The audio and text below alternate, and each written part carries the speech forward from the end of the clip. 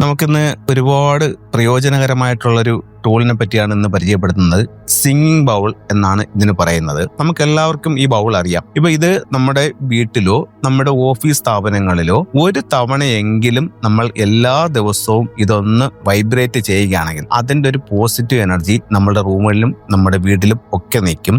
നെഗറ്റീവായിട്ടുള്ള എനർജികളെ പൂർണ്ണമായും ഒഴിവാക്കാനായിട്ട് ഏറ്റവും നല്ലൊരു ഉപകരണമായി ഫെങ്ഷുയിൽ ഇതിനെ കാണുന്നുണ്ട്. നിങ്ങൾക്ക് ഉപയോഗിച്ചിട്ടുള്ളവർക്ക് അറിയാം, വളരെ പോസിറ്റീവായുള്ള ഒരു എനർജിയാണ് നമുക്ക് ഇതിൽ നിന്ന് കിട്ടുന്നത്. അതുപോലെ ഉപയോഗിക്കാവുന്ന മറ്റൊരു ബൗളാണ് നമുക്ക് ഈ ടിബറ്റൻ ബെൽ എന്ന് പറയുന്നത്.